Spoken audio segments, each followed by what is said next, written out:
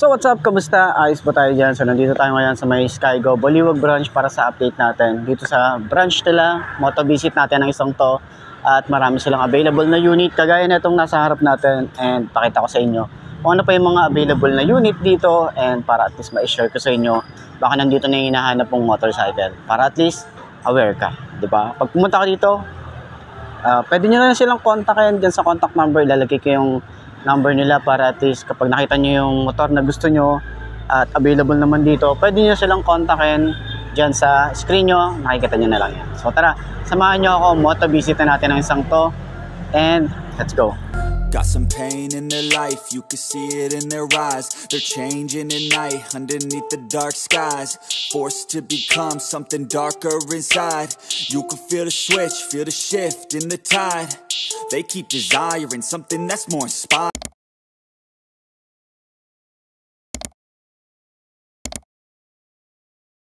So ayun na nga, medyo, ayan, unahan ko na kayo. Ayan, nasa Skygo Baliwag branch. Sa lahat ng mga nagtatanong ano yung contact number nila, ayan po yung contact number nila. Okay, pwede nyo na silang kontakin kapag nakita nyo rito yung gusto nyong motor, para at least makapagpa-reserve na kayo. So ayan, dito sa likod o dito sa harap, medyo maaraw lang. So dito naman sa harap, meron silang mga, may repo din sila doon na dalawang pony. Ay hindi, isang pony lang pala to. Isang pony, and then Prince 125. Tapos dito mga brand nyo na to na Skygo 150, 170 pa. Puro 150 to. Ayan, puro 150cc. Okay, Skygo na Wizard 150. Tama ba? Wizard ba ako? Baka mamaya mali ako eh. Ano ba to? King. Okay, King 150. Ayan, so meron sila rito, ibang kulay. Kulay green, kulay red, and then kulay red, and kulay black. Meron din sila available.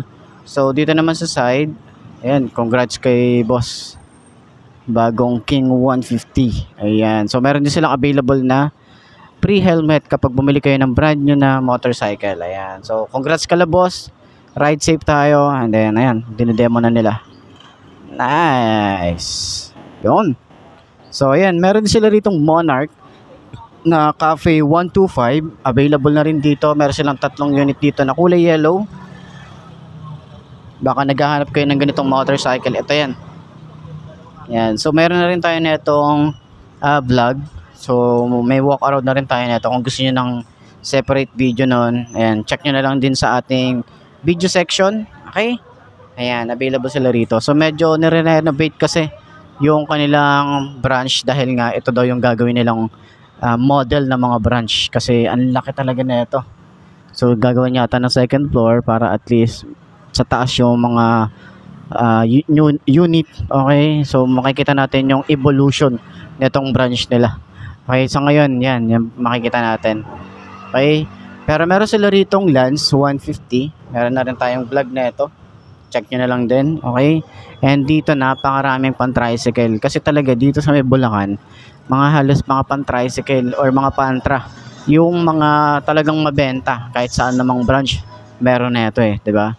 So ayan, meron sila ritong King 150, puro 150 pala to. Ito 125 na Monarch. Okay, 150 rin to. Skygo din naman. Tapos dito naman sa side, meron din tayo Skygo na Hero Lance 150 na kulay black.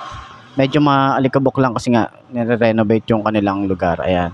So meron din silang Hero R or Road Edition. Tapos meron din silang Lance dito na kulay black. So dalawang black, isang white. Okay. So yun yung available na unit nila rito. Ayan. So mga pan-tricycle available sila rito. Yun yung pinakamarami dito. So sa mga nagtatanong yung mga yung Volt, kasi medyo hindi masyadong konti yung production para sa Volt, pero pwede naman kayo inquire and magpa-assist na lang din sa Skygo. Kung yung mga gustong magkaroon ng Volt, pwede kayo magpa-reserve dito.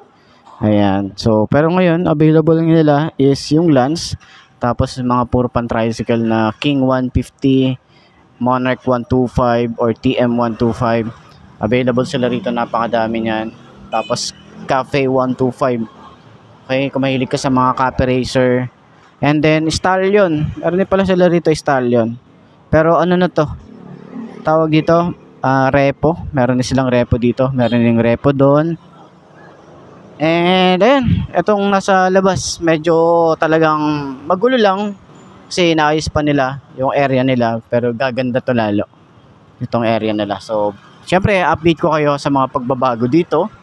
So sana makita pa rin natin yung mga bagong motorcycle na ilalabas ni Skygo, ilalabas ni Monarch, kasi ito yung gagawin nilang model ng branch. Ayan. Sige sir.